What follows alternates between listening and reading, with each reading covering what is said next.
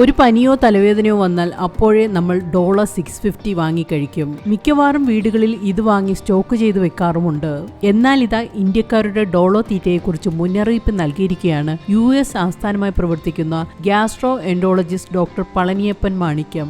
Doctor Palaniappan പറയുന്നത് ഇന്ത്യക്കാർ ഡോളോ 650 കഴിക്കുന്നത് കാഡ്ബറി ജെംസ് കഴിക്കുന്നത് പോലെയാണ്. പാരസെറ്റമോൾ ബ്രാൻഡായ ഡോളോ 650 പ്രത്യേകിച്ച് കോവിഡ്-19 വരവോടുകൂടിയാണ് ഇന്ത്യയിൽ വലിയ തോതിൽ ഉപയോഗിച്ചു തുടങ്ങിയത്.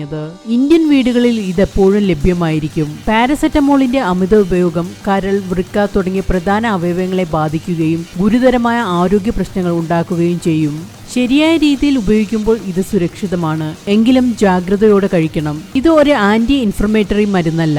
2021 ഇംഗ്ലണ്ടിലും വെയിൽസിലും പാരസെറ്റമോളിന്റെ അമിത ഉപയോഗം മൂലം 227 മരണങ്ങൾ രേഖപ്പെടുത്തിയിരുന്നു. 2022 261 പേരാണ് മരിച്ചത്.